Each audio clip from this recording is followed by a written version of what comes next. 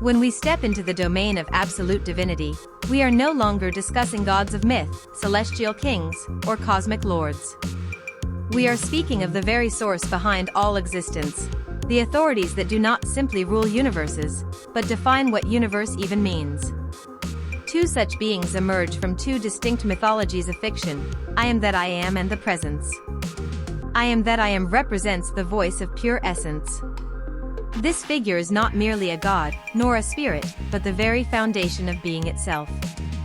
It is described as the essential divinity, an all-encompassing essence that transcends names and definitions. Its aspect, Jehovah, spoke the word, and with that utterance, reality itself unfolded from the silence of the void. This entity is not bound by form, nor by dimension. It is law, chaos, love, and despair all at once, because it is all. On the other side stands the Presence, the supreme being of DC Comics.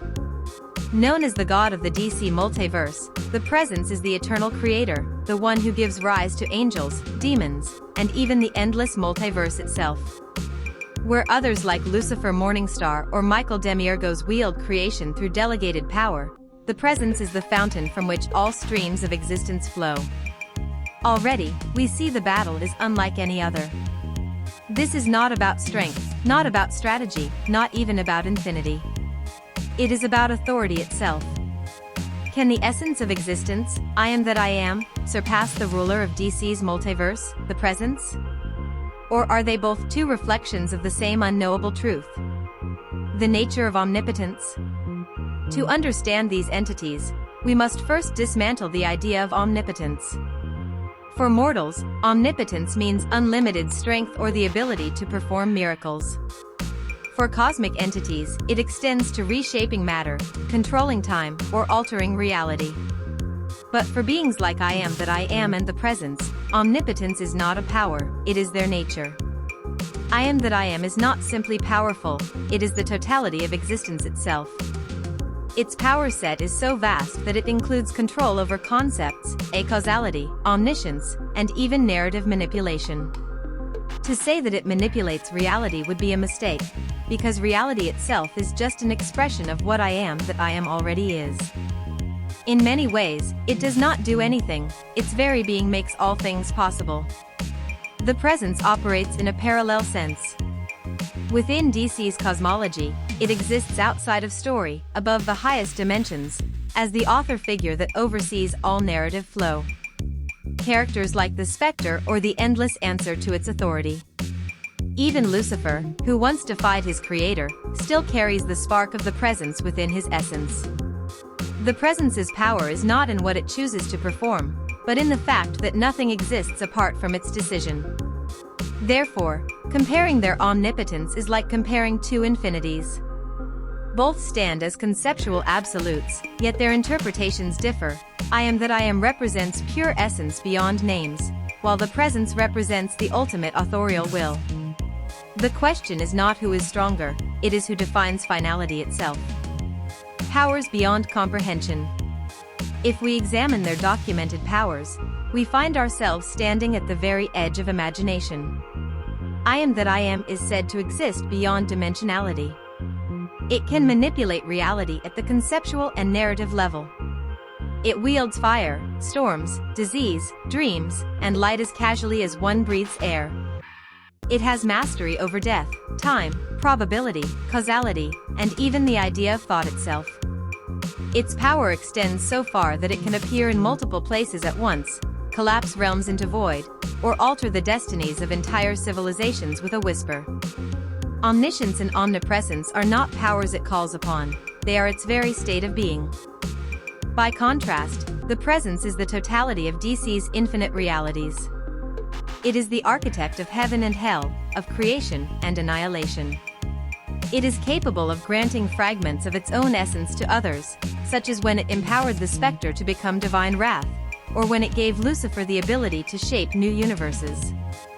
The Presence is also depicted as existing outside of time and continuity, able to rewrite events, resurrect the dead, and undo infinite collapses of reality with ease. In essence, its will is the final command within DC's metaphysical hierarchy. And yet, What makes this battle remarkable is not the sheer list of powers but their implications. If I am that I am manipulates the code of existence, the presence is the code. If I am that I am whispers a word that creates, the presence is the voice that declares creation. At this altitude of comparison, the two seem inseparable, as though one mirrors the other across different mythologies. The philosophy of absolute being. Battles like these push us into philosophy as much as fiction. Who is more powerful, the essence that pervades all, or the author that defines all? I am that I am declares, each thing that lives must die, each dead thing must arise again. For I am all, and no thing is outside me. This statement reveals its core, an endless cycle of being and non-being, transcending duality. It is not a ruler who judges, it is the very canvas upon which judgment, mercy, punishment, and salvation are painted. Meanwhile, the presence embodies divine authorship.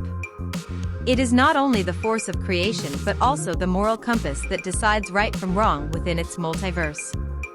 Characters interact with it as though with a father, a guide, or a silent hand of providence. Unlike the nameless essence of I am that I am, the presence carries a face for its followers, one that reveals authority through relational hierarchy. This contrast reveals an important truth. I am that I am is about universality, beyond law, beyond morality, beyond form. The presence is about relationship, an authority that chooses to create and govern. In battle terms, one represents boundless essence, the other ultimate will. Final verdict: who is the true authority? And so, we arrive at the ultimate question. In a confrontation between I am that I am and the presence, who holds the true final authority?